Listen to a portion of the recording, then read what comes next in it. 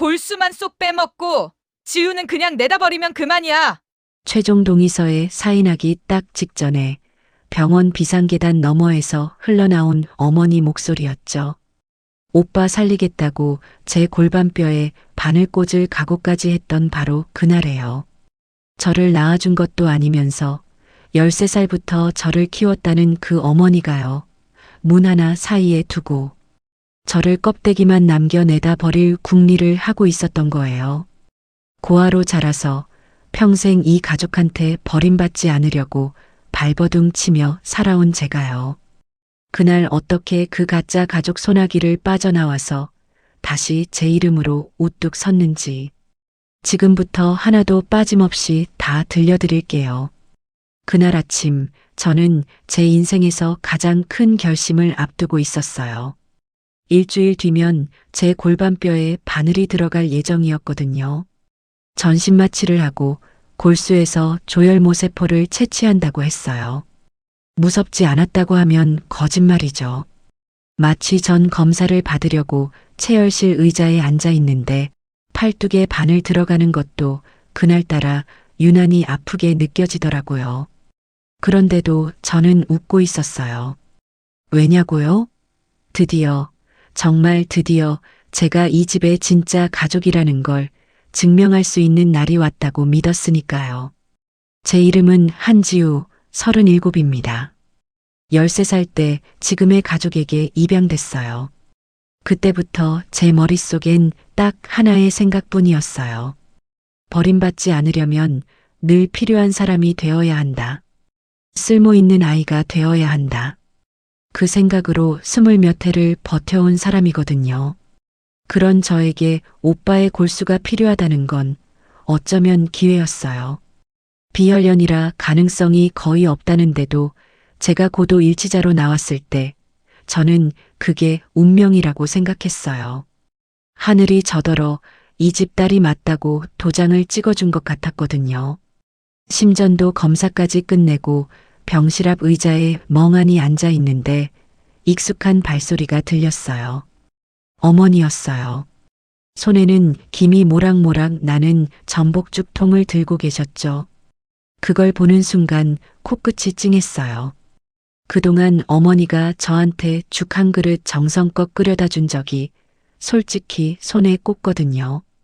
우리 딸 얼마나 무섭겠니? 이거 식기 전에 얼른 먹어. 우리 딸. 그 세 글자에 저는 그만 무너졌어요. 평생을 기다렸던 말이었으니까요.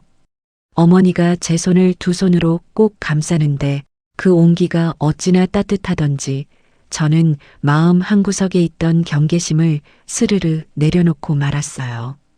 그런데 있잖아요. 사람이 마음을 탁 놓는 그 순간을 누군가는 정확히 노린다는 걸 저는 그때 몰랐어요. 죽을 반쯤 먹었을까요? 어머니가 슬쩍 말을 꺼내시더라고요. 참 지우야. 오늘 안에 처리할 게 있어. 내 오빠 병원비 중간 정산도 해야 하고 센터 급식업체 식재료비도 며칠째 밀렸다잖니. 오늘 안 넣으면 밥차가 안 온대. 저는 당연히 제가 하겠다고 했어요. 카드 들고 원무가 가면 되는 일이니까요. 그런데 어머니가 유난히 세게 막으시는 거예요. 아유, 내가 지금 검사 받느라 정신없는데 어딜 다녀. 지금 센터가 하루라도 멈추면 그게 다 내 오빠 책임이 돼. 대표가 병원에 누워 있어서 그렇단 소리 나오면 어떡하니. 카드만 줘. 내가 얼른 다녀와서 바로 가져다 줄게. 저는 잠깐 망설였어요. 이상하게 마음 한켠이 걸리더라고요. 그런데 제가 머뭇거리니까 어머니가 목소리를 낮추면서 그 말을 꺼내셨어요.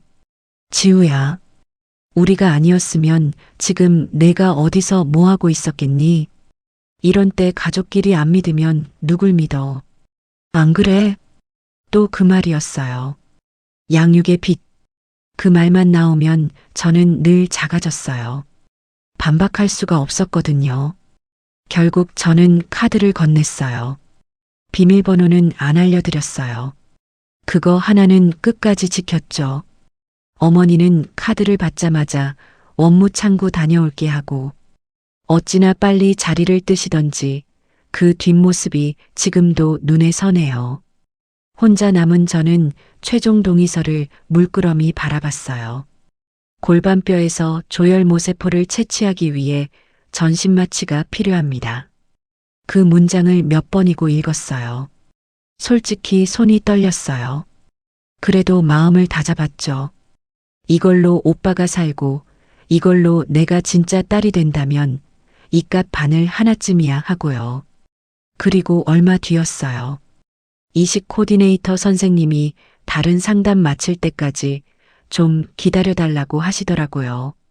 저는 조용한 데 가서 마음이나 좀 가다듬자 싶었어요. 복도 끝 비상계단 쪽으로 걸어갔죠. 그리고 바로 거기서였어요. 제가 이 이야기 맨 처음에 흘렸던 그 한마디를 두 귀로 똑똑히 듣게 된 게 계단 문 너머에서 익숙한 목소리가 새어나오는 거예요. 어머니였어요. 누군가와 통화를 하고 계셨죠. 문고리를 잡으려던 순간 제 이름이 들렸어요. 저는 그대로 얼어붙었어요. 골수만 받으면 지우는 센터에서 빼. 우리 집에 다시 발도 못 붙이게 하면 그만이야. 예. 제가 잘못 들은 줄 알았어요. 정말이에요. 귀를 의심했거든요. 손에 들고 있던 기증 안내서가 스르륵 바닥으로 미끄러졌어요. 저는 그걸 주울 생각도 못하고 그 자리에 그냥 서 있었어요. 골수만 받으면 빼. 발도 못 붙이게 해. 그 말들이 머릿속에서 빙빙 돌았어요.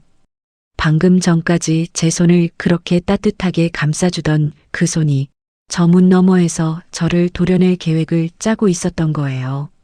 전복죽이 아직 뱃속에서 따뜻한데 저는 온몸이 얼음장처럼 식어가는 걸 느꼈어요.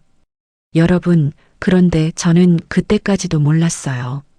저 문 너머의 대화가 얼마나 더 깊고 얼마나 더 지독한 것인지, 그 통화 상대가 누구인지, 그들이 제 이름으로 무슨 짓을 벌여놨는지, 그날 제가 그 병원 복도 끝까지 어떻게 흘러오게 됐는지 말이에요.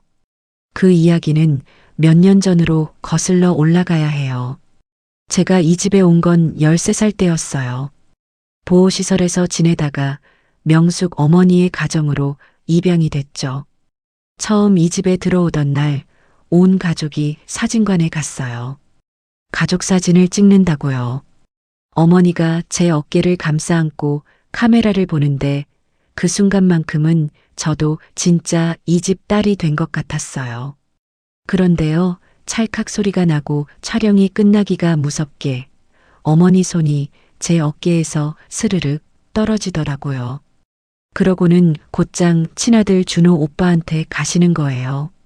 예, 옷깃이 삐뚤어졌잖아 하면서 오빠 옷매무새부터 만지셨어요. 저는 그때 어린 마음에도 딱 알았어요. 아, 여기서 나는 늘 두 번째구나. 순서가 정해져 있구나 하고요. 그날부터 제 인생의 목표는 딱 하나였어요. 버림받지 않는 것. 그러려면 어떻게 해야 하냐고요? 조용하고 쓸모 있는 아이가 되면 되는 거예요. 저는 집안일을 도맡았어요. 설거지, 빨래, 청소 다 제 몫이었죠. 성적도 절대 놓치지 않았어요. 혹시라도 제가 짐이 될까봐 늘 가족들 눈치를 살피면서 살았거든요. 그렇게 저는 어른이 됐어요. 요양병원 원무과장까지 올라갔죠. 제 힘으로 벌어서 전세 아파트도 하나 마련했어요. 그런데 있잖아요. 그 집 열쇠를 저는 어머니랑 오빠한테 예비용으로 하나씩 쥐어드렸어요. 내 집인데도 가족 공간처럼 다 내어준 거예요. 그래야 제가 필요한 사람이 되는 것 같았거든요. 그러던 어느 날 오빠가 노인주간보호센터를 차리겠다고 하더라고요. 저는 두 팔 걷어붙이고 도왔어요. 시설 신고 준비하는 것부터 직원 근무표, 보호자 안내문까지 밤새 만들어줬죠. 오빠는 저더러 우리 지우 없으면 이거 못했다고 너는 공동 창업자나 마찬가지야 하더라고요.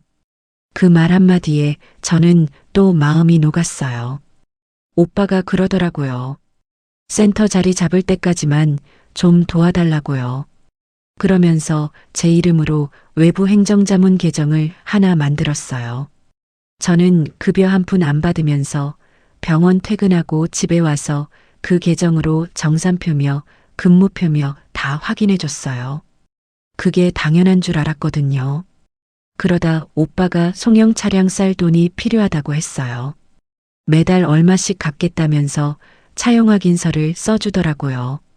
저는 그때 지분 계약을 하자는 말은 꺼내지도 못했어요. 오빠가 우리 사이에 무슨 계약서까지 쓰냐, 공동 창업자처럼 갈 건데 하는데 그 말을 믿었으니까요.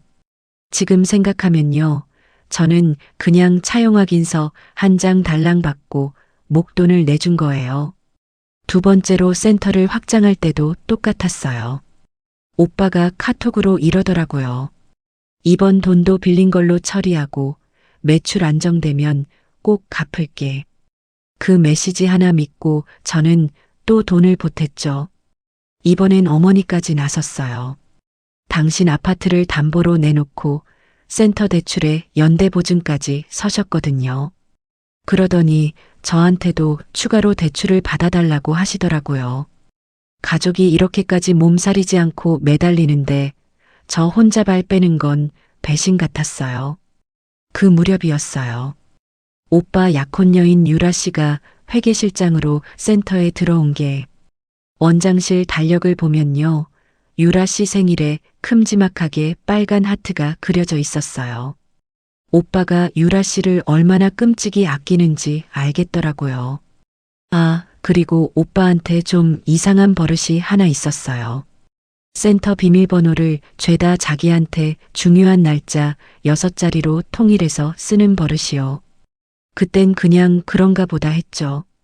나중에 이게 어떤 의미인지는 상상도 못했어요.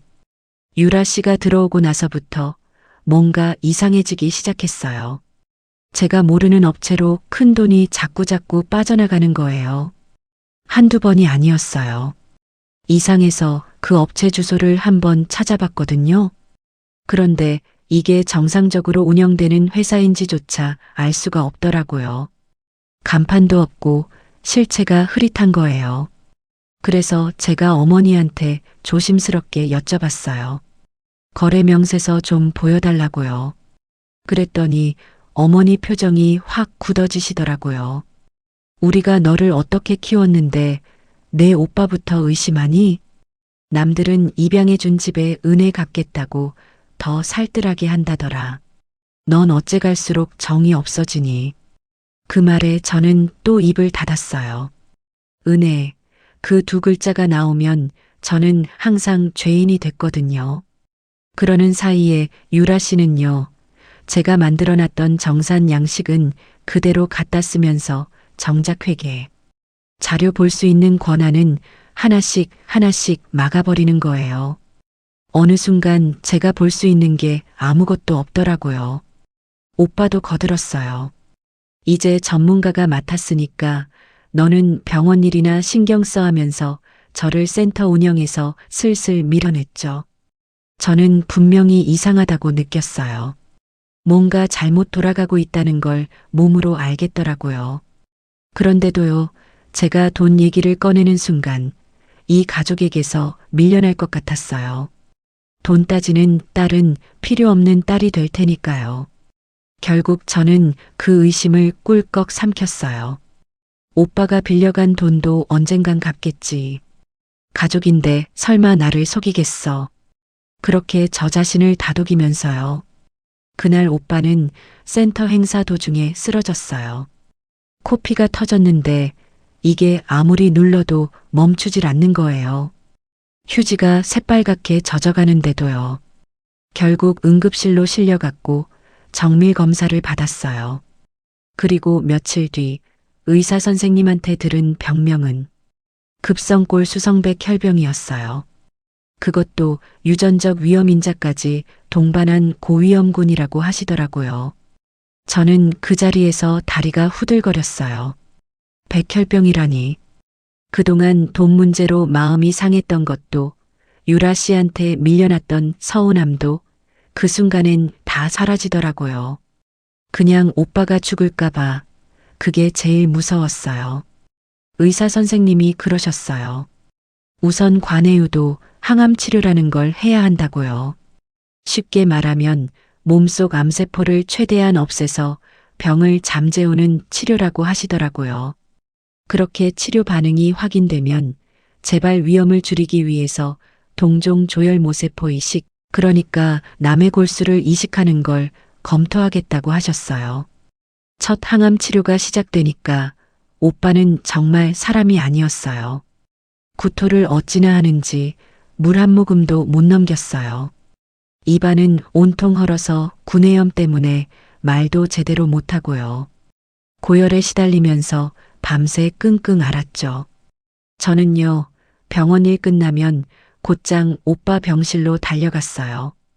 죽을 후후 불어서 식혀 먹이고 밤새 이마에 손 얹어가며 체온을 확인했어요. 병실이랑 직장을 하루에도 몇 번씩 오갔죠. 그런데 추가 검사에서도 계속 고위험군이라는 판단이 나왔어요. 의료진은 항암 반응을 지켜보면서 동시에 오빠한테 골수를 나눠줄 공여자를 찾기 시작했어요. 그런데 이게 쉽지가 않더라고요. 가까운 혈연 친척 중에서는 맞는 사람이 안 나왔어요. 골수은행에도 등록해봤는데 당장 이식 일정에 맞출 수 있는 적합한 공여자를 못 구한 거예요. 저는 그 얘기를 듣고 가만히 있을 수가 없었어요. 의사 선생님한테 그랬죠. 저도 검사받게 해달라고요. 선생님은 난감해 하시더라고요. 환자분이랑 혈연 관계가 아니시죠? 그러면 맞을 가능성이 정말 희박합니다. 남남끼리 골수가 맞을 확률은 수만 분의 1이에요. 그래도 저는 물러서지 않았어요. 가능성이 낮아도 해볼게요. 오빠를 살릴 방법이 그것뿐이라면요. 그렇게 저는 비혈연 지정공여 검사를 자청했어요. 안 될 거 알면서도 지푸라기라도 잡는 심정이었거든요. 그런데요, 여러분. 정밀 HLA 검사 결과가 나왔는데 제가 고도 일치자로 확인된 거예요. 담당 의사 선생님도 놀라시더라고요. 이런 경우는 정말 드뭅니다.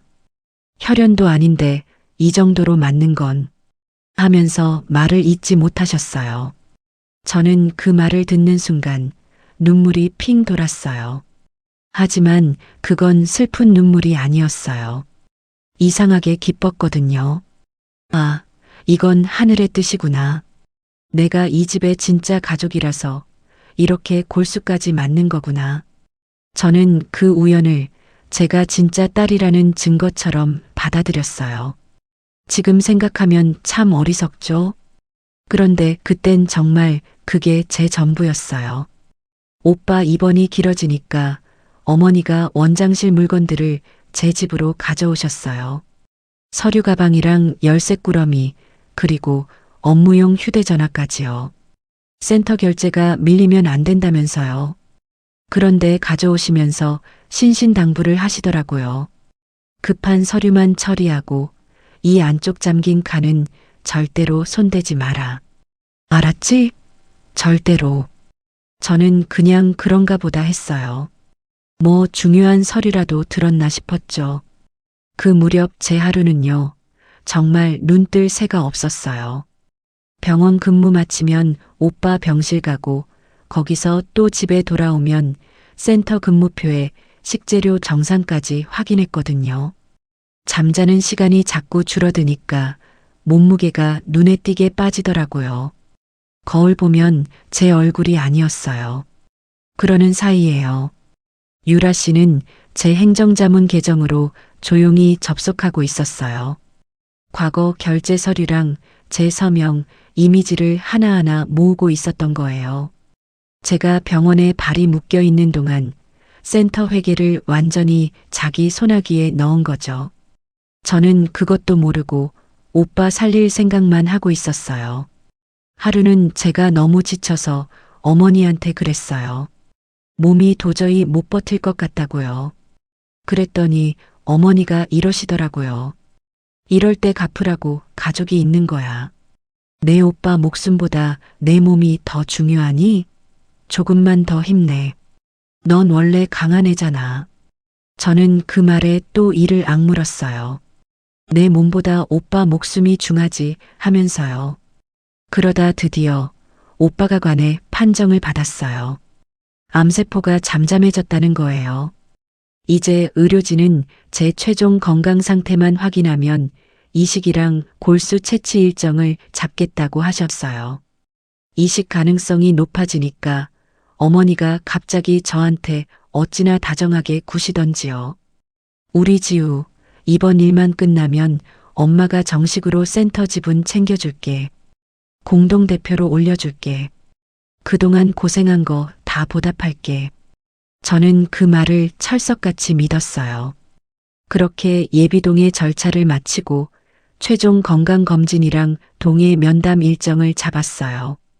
골반뼈에서 골수를 뽑는다는 설명이 무섭긴 했지만요. 저는 이게 제가 가족이라는 마지막 증명이라고 믿었어요. 그리고 그날이 왔어요. 어머니가 전복죽을 들고 나타났던 바로 그 최종 검사 날 말이에요. 어머니가 병원비랑 식재료비 결제하겠다고 제 카드를 들고 자리를 뜬 뒤였어요. 저는 최종동의 면담을 하러 복도 끝으로 걸어가고 있었죠. 그런데 이상하게 마음 한구석이 계속 걸리는 거예요. 제가 직접 결제하겠다는데 어머니가 그걸 왜 그렇게 세게 막으셨을까? 그 순간이 자꾸 머릿속에 맴돌더라고요. 카드만 달라고, 원무창구 다녀오겠다고 어찌나 급하게 자리를 뜨시던지요. 뭔가 앞뒤가 안 맞았어요. 마침 이식 코디네이터 선생님이 다른 상담 마칠 때까지 좀 기다리라고 하셨어요. 저는 조용한 데서 마음이나 가라앉히자 싶어서 비상계단 쪽으로 갔죠. 그리고 거기서 그 말을 들은 거예요. 계단문 너머로 어머니가 유라 씨랑 통화하는 목소리가 새어나왔어요. 제 이름이 들리는 순간 저는 문을 열지도 못하고 그대로 굳어버렸어요. 골수만 받으면 지우는 센터에서 빼. 우리 집에 다시 발도 못 붙이게 하면 그만이야. 심장이 쿵 내려앉았어요. 그런데 그게 끝이 아니었어요. 수화기 너머로 유라 씨 목소리가 들리는데요. 제 명의로 된 행정자문 계정이랑 서명 이미지로 허위 지출 승인서를 이미 만들어뒀다는 거예요. 나중에 문제가 터지면 회계는 지우가 다 맡아서 했다고 몰아가면 된다고요. 저는 다리에 힘이 풀렸어요. 벽을 짚고 겨우 서 있었죠. 어머니는 한술 더 뜨셨어요. 지우가 빌려준 돈? 그거 그냥 가족한테 자기가 좋아서 준 거라고 잡아떼면 돼. 회계 사고 났다고 하면서 센터에서 쫓아내고 원룸 보증금이나 좀 던져주면 되지 뭘. 원룸 보증금. 저를 그렇게 정리하겠다는 거였어요. 골수까지 다 뽑아간 다음에요. 유라 씨가 뭐라고 했는지 어머니가 웃으면서 이러시더라고요. 끝까지 제 몫은 하네. 골수도 주고 내 예물값도 내주고. 예물값이요. 그 말이 무슨 뜻인지 저는 그땐 몰랐어요. 나중에 알았죠. 그런데 잠시 뒤에요. 통화에 오빠 목소리까지 끼어드는 거예요. 그 아픈 몸으로요. 지우만 눈치 못 채게 해. 이식부터 끝나고 얘기해. 여러분, 저는 그때 완전히 무너졌어요.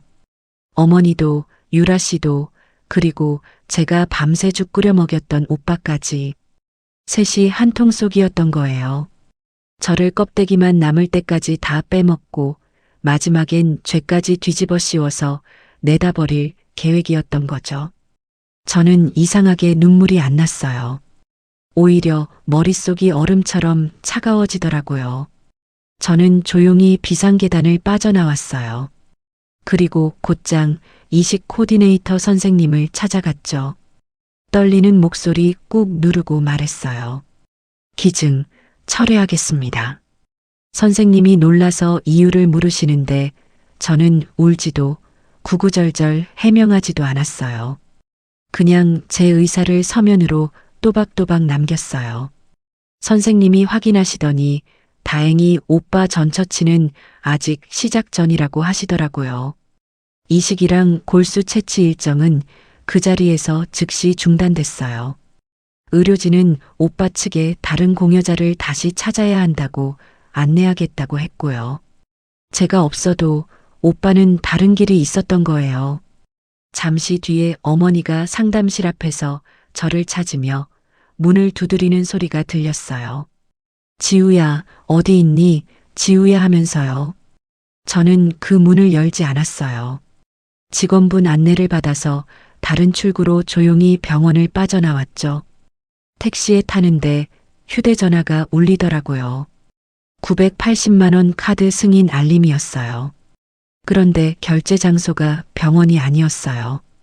백화점 명품 매장이더라고요. 아, 예물가? 아까 그 말이 이 뜻이었구나. 제 카드로 자기들 예물 시계를 산 거예요. 저는 바로 카드 사용을 정지시키고 부정사용 상담을 접수했어요. 집에 돌아와서 제일 먼저 한 일은요. 도어락이랑 보조키를 싹 다 바꾸는 거였어요. 가족들이 두고 간 짐은 상자에 차곡차곡 정리해서 정해진 날에 가져가라고 통보했죠. 그러고 나니까 그제야 조금씩 정신이 들더라고요. 허위 업체로 나간 그 돈들, 막혀버린 회계 권한, 자꾸 요구하던 제 서명 이미지. 이게 다 하나로 연결된 계획일 수도 있겠구나. 처음으로 의심이 들었어요. 그때 눈에 딱 들어온 게 있었어요.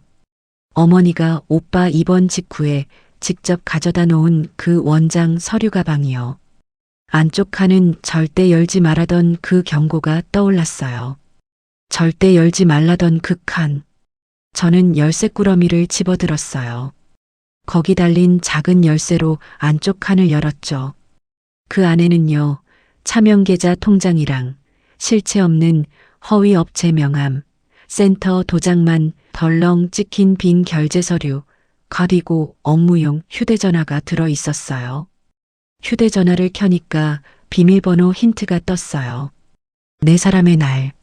저는 피식 웃음이 났어요. 오빠 그 버릇 있잖아요. 중요한 날짜 6자리. 원장실 달력에 빨간 하트로 그려져 있던 유라 씨 생일. 그걸 입력했더니 잠금이 스르륵 풀리는 거예요. 메시지 내용을 보고 저는 손이 덜덜 떨렸어요. 센터 운영자금을 허위 업체로 보냈다가 되돌려받은 정황. 이용자 출석 일수랑 서비스 횟수를 부풀려서 장기요양급여 비용을 청구한 정황까지 고스란히 남아 있더라고요.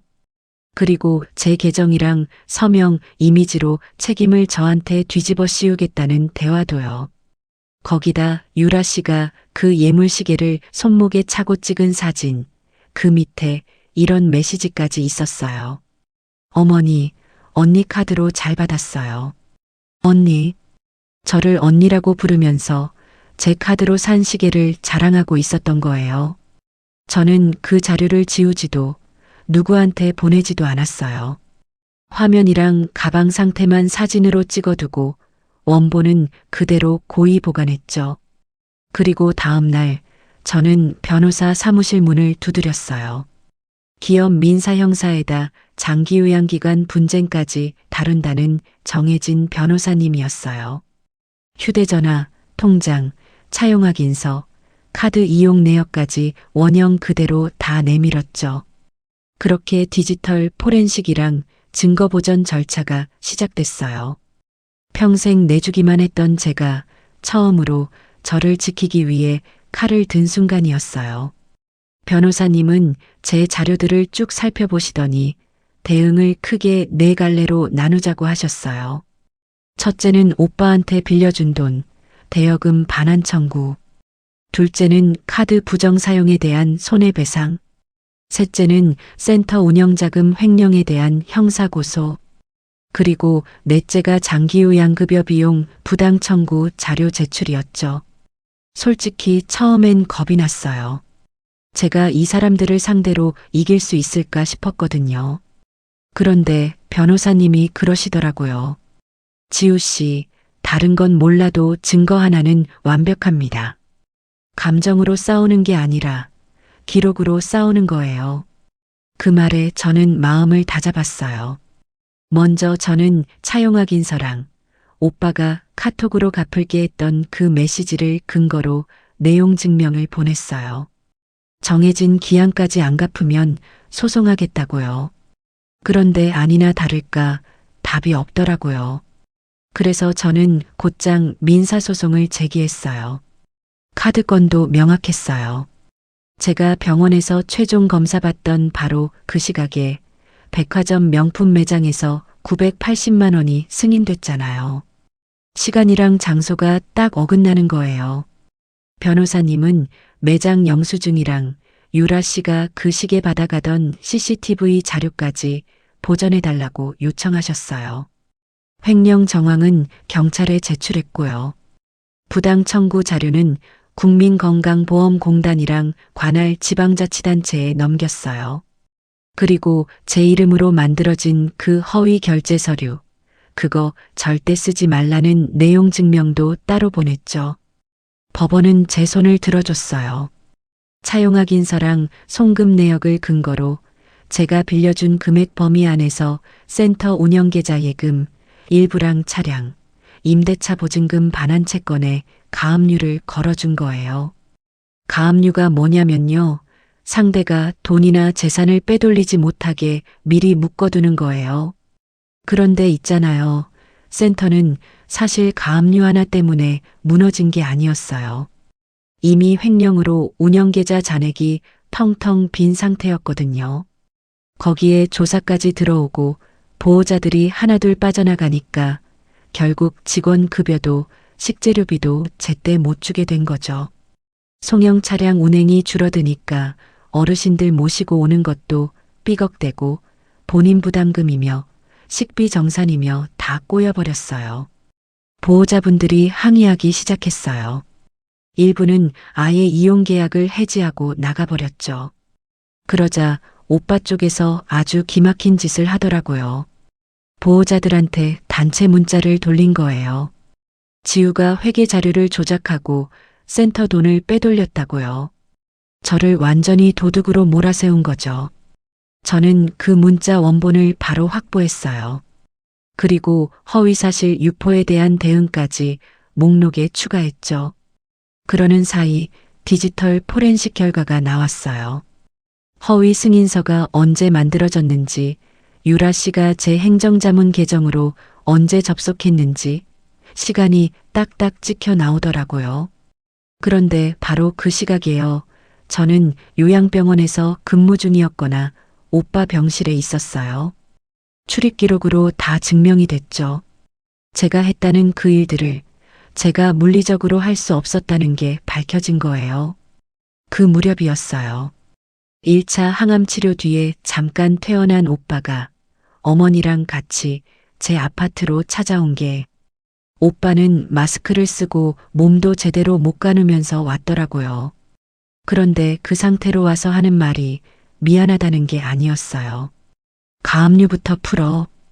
이러다 나 죽어. 어머니는 처음엔 눈물을 보이셨어요. 제 손을 잡으려고 현관 틈으로 손을 내미시면서요.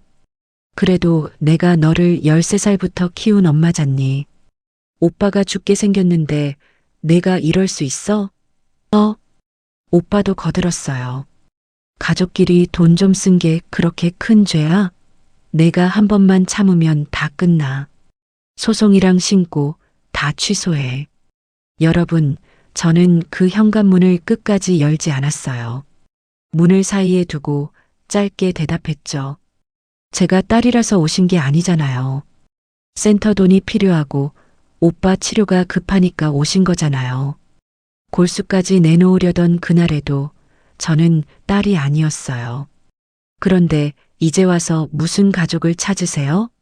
문 너머가 조용해지더라고요. 그런데 이 와중에요. 진짜 웃긴 일이 벌어졌어요. 센터가 무너질 조짐을 보이니까 유라 씨가 제일 먼저 챙길 걸 챙기고 튀어버린 거예요. 차명 계좌에서 자기한테 넘어온 돈, 자기 명의로 계약해둔 오피스텔 보증금, 그리고 그 예물까지 싹 정리하더니 오빠랑 어머니 연락을 아예 차단해버렸어요. 결혼을 약속했다던 사람이 배가 가라앉으니까 제일 먼저 구명보트 타고 도망친 거죠.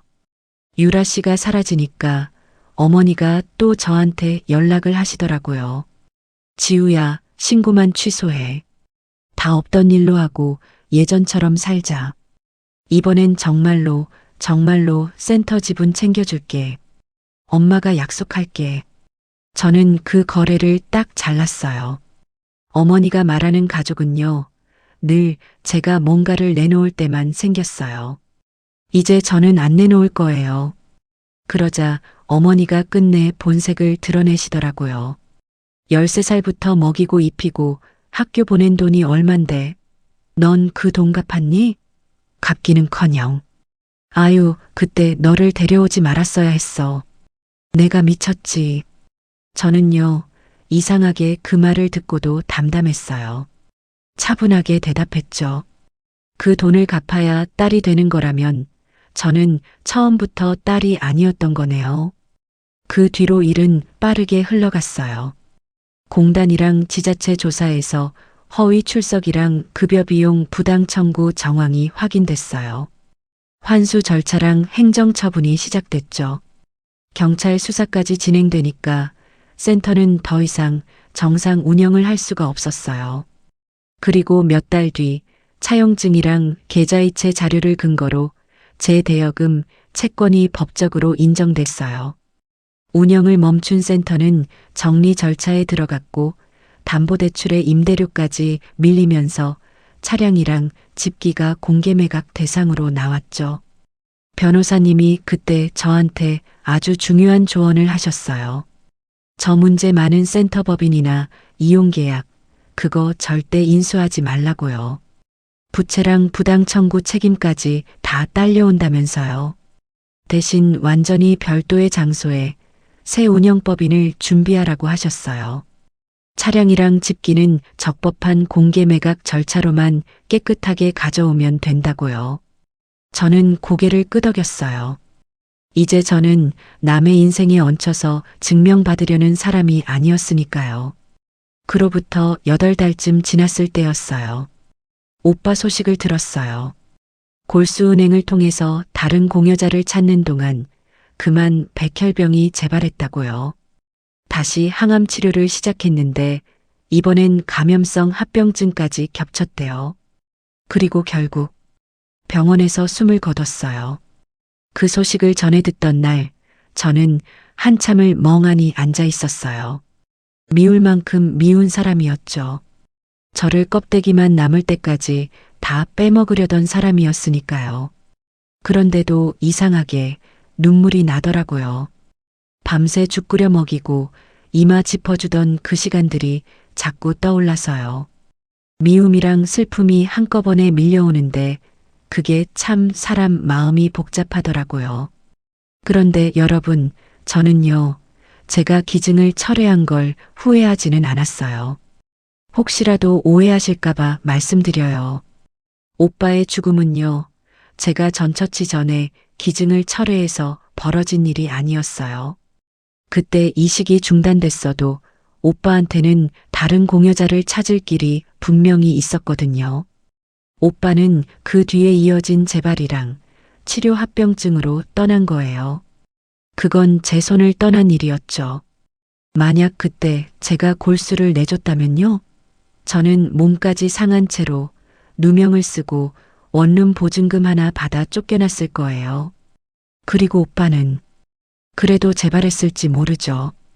저는 그저 껍데기만 남았을 거고요. 어머니는요, 센터 대출에 연대 보증을 서고 당신 아파트까지 담보로 내놓으셨잖아요. 폐업하고 나니까 그 빚이 고스란히 어머니 앞으로 떨어졌어요. 거기에 아들 치료비까지 겹쳤으니 감당이 되겠어요? 결국 그 아파트를 처분하셨어요. 지금은 동네 백반집에서 조리보조로 일하신다고 어디선가 얼핏 들었어요. 한때 저한테 13살부터 키운 돈이 얼만데 하시던 그 어머니가요. 참 사람 일이란 게 어떻게 될지 모르죠. 유라 씨는 결국 수사를 받게 됐어요. 디지털 포렌식 자료랑 금융 기록이 워낙 명확했으니까요. 횡령이랑 사기 관련해서요.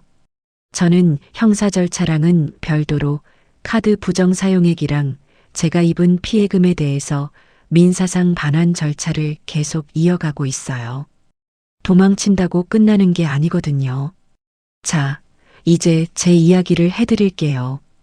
저는 변호사님 조언대로 기존 센터랑은 완전히 다른 장소에 새 운영법인을 설립했어요. 이전 기관의 지정이나 이용 계약, 그런 거 하나도 승계 안 했어요. 부채도 부당 청구 책임도 안 딸려오게요. 처음부터 새로 신규 장기 요양기관 지정 절차를 밟았죠.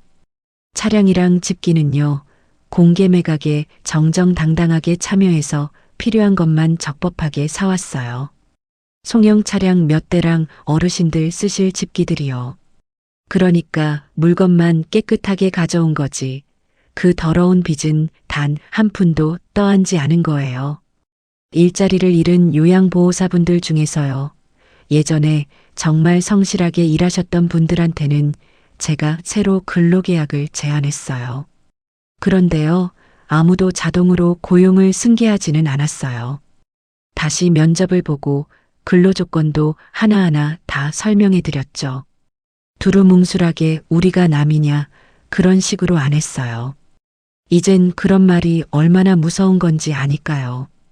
기존 센터 다니시던 어르신 보호자분들한테도 연락을 드렸어요. 새 센터는 이렇게 운영한다. 회계는 이렇게 투명하게 공개한다. 다 설명해 드렸죠. 강요는 안 했어요. 그냥 각자 판단하셔서 원하시는 분들만 새로 이용 계약을 맺으시라고요.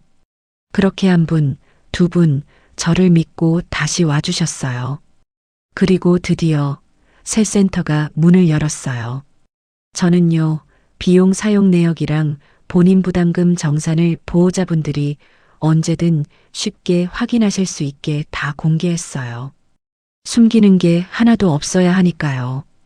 그리고 직원분들한테도요, 절대로 우리가 가족이니까 하면서 무급으로 희생하라는 말, 그런 말은 2번 다시 안 해요. 일한 만큼 드리고 쉴 땐 쉬게 하고요. 그게 진짜 사람 사는 곳이잖아요. 새 센터 문을 열던 날, 저는 현관에 걸린 간판을 한참 올려다 봤어요. 거기엔 제 이름 석자가 또렷하게 걸려 있었어요. 남의 이름 밑에서 그림자로 일하던 제가 아니라 제 이름으로 당당히 선 거죠. 그걸 보는데 지난 세월이 쭉 스쳐 지나가더라고요. 13살 사진관에서 어깨에 얹혔다가 스르륵 떨어지던 그 손. 밤새 정산표 확인하던 그 수많은 밤들. 그리고 비상계단 앞에서 얼어붙었던 그날까지요.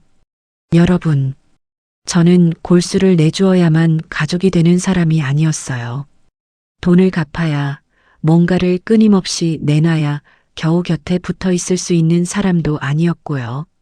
제가 저 자신을 다시는 버리지 않기로 결심한 그 순간, 그때 비로소 저는 제 삶의 진짜 보호자가 됐어요. 지금 혹시 사랑받으려고 자꾸만 자신을 내어주고 계신 분 있으세요? 그렇게 내줘야만 얻는 자리라면요. 그건 처음부터 내 자리가 아니었던 거예요. 부디 저처럼 마지막 순간까지 가서야 깨닫지 마시고요. 여러분 자신부터 꼭 지키면서 사세요. 지금까지 한지우였습니다.